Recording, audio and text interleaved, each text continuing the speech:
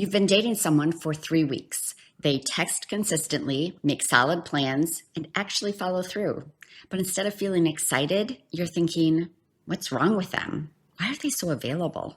You've become so good at spotting red flags that you're suspicious of green ones. Today, we're talking about why smart people who've healed from anxious attachment struggle to recognize healthy relationship dynamics, and how to trust your intelligence when it's working for connection instead of against it. Hi, we're Tehrina and Joel Terry. We're licensed therapists here to help you heal from anxious attachment, stop chasing unavailable love, and build the secure relationships and community you deserve. When you've been hurt and spent time learning to identify red flags so that you can protect yourself from avoidant patterns, your manager parts, which are an internal family systems idea that represents those proactive protectors that are a part of you and work hard to prevent problems before they happen, they can become hypervigilant about relationship threats. And this makes sense. These parts learn to scan for danger to protect vulnerable parts of you from getting hurt again. But here's what happens. Your manager parts become so focused on what to avoid that they don't develop skills for recognizing what to move towards. It's like learning to be an excellent defensive driver without ever learning how to enjoy the journey. Let's say Maya has been working on her anxious attachment for a year. She meets someone who texts consistently, makes concrete plans, and follows through. But instead of recognizing these as green flags, her manager parts start scanning for the catch. This seems too good to be true. What's wrong with them that they're this available? Meanwhile, Maya's exiled parts, which are those young, creative parts that carry her capacity for joy and authentic connection, are sending signals of excitement and attraction. But her manager parts are so loud with their analysis that she can't hear what her exiles are trying to tell her about this person. Smart people often intellectualize their way out of healthy connections, just as much as they rationalize unhealthy ones. Your intelligence becomes a tool for finding problems rather than recognizing possibilities. One of our viewers asked, where's the line between putting yourself out there and chasing love? This is actually about the difference between your essential self leading versus being driven by activated protective parts. When your capital S self, which is another IFS concept that represents that calm, compassionate, curious core of who you are, when this self is guiding your pursuit of connection, it feels grounded and reciprocal. You're expressing genuine interest while staying curious about the other person's response. So there's no urgency or desperation in your energy. Self-led pursuit looks like expressing interest because you genuinely enjoy someone's company. Being curious about their response rather than needing a specific outcome. Maintaining your own life and interests while getting to know them. Feeling excited but not anxious about interactions. Parts-driven chasing has a completely different energy. It's driven by manager parts desperately trying to secure attachment, or firefighter parts, those reactive protectors that try to numb emotional pain through any means necessary, responding to perceived threats of abandonment. So, parts-driven chasing looks like pursuing someone because you're afraid of losing them. Overanalyzing their responses for signs of interest or disinterest. Abandoning your own needs to accommodate their availability. Feeling anxious or urgent about every interaction. Here's a practical body check. Self-led interest feels like expansion, openness, curiosity, genuine warmth. Parts-driven chasing feels like contraction, anxiety, urgency, or a sense that you need to convince someone of your worth. Research by Dr. John Gottman shows that healthy relationships are built on what he calls positive sentiment override, which is the ability to see your partner's actions in a positive light most of the time. But when you're recovering from anxious attachment, your manager parts might miss these positive signals because they're so focused on scanning for threats. Dr. Sue Johnson's work in emotionally focused therapy emphasizes that secure connection requires accessibility, responsiveness, and engagement, the A.R.E. of attachment. Let's look at what these actually look like in early dating. This doesn't mean texting every hour. It means predictable patterns. They respond within their established time frame. They initiate contact regularly, and their communication style remains fairly consistent. For example, Janie texts Zara good morning most days and always responds to her messages within a few hours. When she's going to be unavailable, she gives her a heads up. This consistency allows Zara's nervous system to relax rather than staying in scanning mode. When you share something meaningful, whether positive or challenging, they respond with appropriate emotional attunement. They don't minimize your experiences or redirect attention to themselves. For example, when Priya tells Marcus about a difficult day at work, he asks follow-up questions and validates her experience rather than immediately jumping into problem-solving mode or sharing his own work stress. Healthy people can have straightforward conversations about where things are going. They don't leave you guessing about their level of interest or availability for something more serious. For example, after a few weeks of dating, Chen directly tells Aisha, "I'm really enjoying getting to know you, and I'd like to see where this goes. How are you feeling about how things are going between us?" They don't push when you say no. They respect your need for space and/or time, and they show genuine interest in your thoughts and preferences, rather than trying to change them. For example, when Kaisha tells Jordan she needs to leave early because she has plans with friends, Jordan responds with, "That sounds fun. I'd love to hear about it next time," rather than pressuring her to stay or making her feel guilty. Nobody's perfect, but healthy people can manage their own emotional responses and make repairs when interactions go off track. They don't expect you to manage their emotions for them. For example, after Lucas snaps at Carmen because he's stressed about work, he later says, "I'm sorry I was short with you earlier. My work stress isn't your responsibility. How can I do better next time?"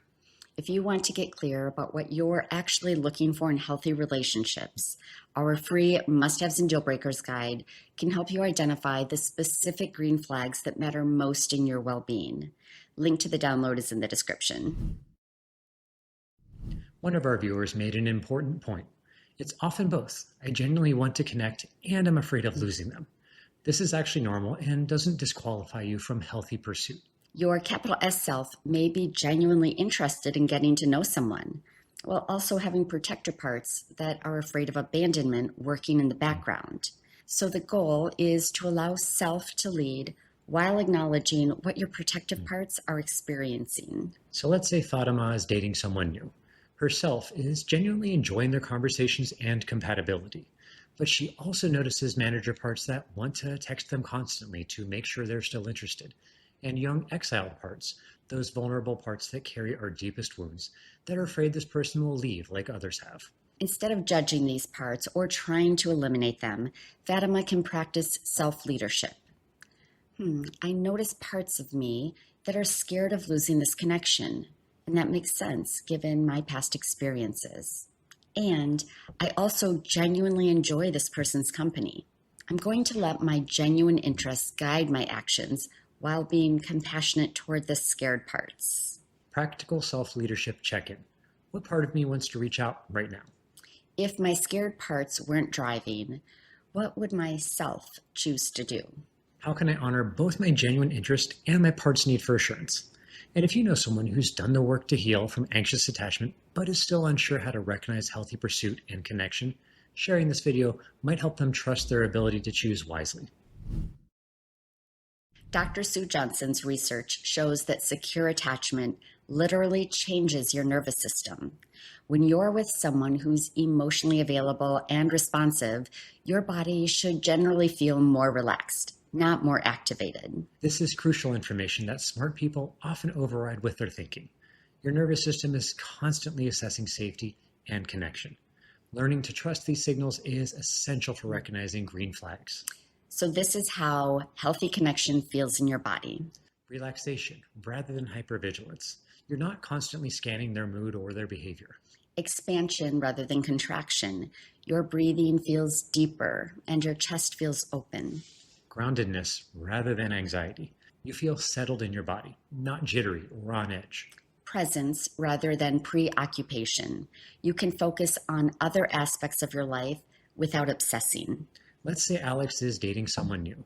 After spending time together, Alex notices feeling energized but calm, looking forward to seeing them again without anxiety about when that will happen, and feeling more like themselves rather than like they need to perform or manage the dynamic. Compare this to past experiences with avoidant partners, where Alex would leave interactions feeling drained, confused about where they stood, or anxious about the next contact. The difference in nervous system response is information your exhaled parts are trying to give you about safety and connection. And if you struggle to distinguish between anxiety and genuine intuition in relationships, our Anxiety versus Intuition Guide can help you rebuild trust with your body's wisdom. It's free, and the link is in the description. The goal isn't to stop being analytical about relationships. Your intelligence is actually a gift when it's guided by self rather than by your anxious manager parts. The question is, are you using your analytical abilities to build connection or to find reasons to stay disconnected? When self is leading, your intelligence helps you notice patterns that support your well-being. You can observe how someone treats service workers, how they handle conflict, how they talk about past relationships. All of this is valuable information for assessing character over time. So, intelligence in service of connection looks like pattern recognition for positive traits, noting consistency, kindness, and emotional regulation over time. Gradual assessment rather than immediate judgment. This is allowing people to show you who they are through their actions. Curiosity about differences, being interested in how they approach life rather than needing them to be exactly like you. So if Marcus is dating someone who handles stress differently than he does, instead of his manager part immediately characterizing this as incompatibility, self can get curious. How do they manage difficult emotions? Is this approach healthy for them? How do we support each other during stressful times? And this is different from the hyperanalysis that comes from activated manager parts, which tends to focus on potential problems. They seem calm during stress. Are they avoiding feelings? Are they going to shut down on me like my ex did? One of the most important shifts in healing from anxious attachment is moving from hypervigilance about red flags to clarity about green flags. And this means knowing what you actually want and need, not just what to avoid. Dr. John Gottman's research on successful relationships shows that happy couples focus more on what's going right than on scanning for what might go wrong. This doesn't mean ignoring problems. It means approaching relationships from abundance rather than scarcity. So let's talk about creating green flag standards. First would be emotional availability. They can discuss feelings without shutting down or becoming defensive. Consistency. Their words and actions align over time. Curiosity. They ask questions about your life and remember your answers. Conflict skills. They can disagree respectfully and work towards resolution. Independence. They have their own interests and don't need you to complete them. Growth mindset. They can acknowledge mistakes and make changes. Notice that these aren't perfection standards. They're about someone's general patterns and willingness to engage in healthy relationship dynamics. Here's an example. I worked with a client who realized she'd been so focused on avoiding love bombing that she was suspicious of anyone who showed consistent interest. So we worked on helping her manager parts distinguish between genuine enthusiasm and manipulative intensity so that her exiled parts could feel safe receiving healthy attention. If you've been so focused on avoiding red flags that you're not sure what green flags look like and you're finding this helpful, give this video a like. It helps others who are ready to recognize healthy relationship patterns find this content. The journey toward healthy relationships isn't about never having parts reactions. It's about developing the capacity for self to stay curious and present while parts feel heard and valued. When you're dating from self-leadership, you can notice when manager parts want to control outcomes or when exiled parts are getting triggered by someone's behavior, and you can respond from wisdom rather than reactivity. Let's look at self-leadership in action. First, notice when parts are activated. I'm feeling anxious about their response time. What parts of me are active right now? Get curious about your parts' concerns. What are these parts worried about? What do they need to feel safe? Let self lead the response. How would self handle the situation? What choice serves everyone's well-being? Finally, take self-led action, acting from wisdom rather than parts' fears or urgency. So when Aisha's phone doesn't buzz with a response from her date for several hours, instead of her manager parts immediately creating stories about disinterest, she can notice, There are parts of me that are worried that this means something bad. I can acknowledge those parts while also recognizing that people have lives and responsibilities. Self might choose to engage in a self-care activity, connect with friends, or simply continue with the day, rather than letting anxious manager parts drive behaviors like excessive phone checking or firefighter parts that push her towards distracting activities to numb the discomfort. What's one green flag you're learning to recognize and trust? Share in the comments. Your examples might help someone else notice positive patterns that they've been overlooking. Dr. John Gottman's research reveals that successful relationships maintain a 5-to-1 ratio of positive to negative interactions. His studies show that couples who focus on building what is called positive sentiment override, seeing their partner's actions in the best possible light, create upward spirals of connection and trust. We mentioned this idea of positive sentiment override earlier, but it's crucial enough to merit repeating. Dr. Sue Johnson's emotionally focused therapy research demonstrates that secure attachment in adults requires accessibility, responsiveness, and engagement.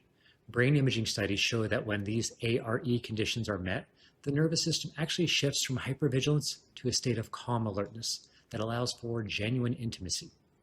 Neuroplasticity research by Dr. Rick Hansen shows that the brain's negativity bias, evolved to help us survive threats, can be intentionally rewired through what he calls taking in the good. When we consciously notice and savor positive relationship moments, we strengthen neural pathways associated with secure attachment. Dr. Mary Main's research on earned security shows that individuals can develop secure attachment patterns in adulthood through relationships that consistently provide safety and attunement. The key factor isn't the absence of conflict, but the presence of repair and the overall pattern of responsiveness. Polyvagal theory by Dr. Stephen Porges explains why your body's response to someone is such valuable information. When your nervous system feels safe with someone, it naturally moves into a state of social engagement, allowing for genuine connection and co-regulation. So let's get to the heart of it. If you've spent time learning to identify red flags in order to protect yourself from unhealthy relationship patterns, your manager parts have done important work. They developed sophisticated scanning abilities to keep your exiled parts safe from being hurt again. But here's what those protective parts might not yet understand. The goal was never to become someone who avoids all relationship risk. The goal was to become someone who can recognize the difference between healthy vulnerability and dangerous exposure. Your exiled parts, those young, creative, joyful parts of you that know how to love and be loved, they don't want to stay hidden forever. They want to experience the connection, play, and intimacy that makes life meaningful. But they need to see that self can choose people who are capable of meeting them with care. Green flags aren't just the absence of red flags. They're active signs that someone has the emotional skills and availability to engage in the kind of relationships your exile parts long for. When someone communicates directly, follows through on commitments, shows genuine curiosity about your inner world, and can repair when things go sideways, that's information about their capacity for secure love. The intelligence that helped you recognize what wasn't working can also help you recognize what is working. When guided by self rather than by scared manager parts, your analytical abilities become tools for building rather than just protecting. You don't have to choose between being smart and being open for love. You can be both discerning and available, both boundaried and vulnerable, both wise from experience and hopeful about possibility. The green flags you're learning to recognize aren't just about finding someone who's healthy. They're about trusting your own capacity to create and maintain healthy relationship dynamics. Your self knows how to do just this. Your parts just need to see it in action. Trust your ability to choose well. Trust your body's wisdom about safety. Trust that the love you're seeking is possible when you're willing to recognize it, even when it feels different from the intensity you might have mistaken for passion in the past. Healthy love doesn't require you to chase it. It meets you where you are and grows through mutual choice and consistent care. We're planning more content on healthy relationship dynamics. So if there are specific green flags or relationship skills you'd like us to address, drop your suggestions in the comments. And if you're looking for relationship support between our videos, our Wednesday emails are perfect for that, and you can subscribe below. In the meantime, check out this video about the difference between anxiety and intuition in relationships. It's crucial for trusting your ability to recognize healthy connections. Subscribe and take care of your heart. And remember, you deserve relationships where your intelligence and heart can both feel at home. You're not alone. We're all in this Together.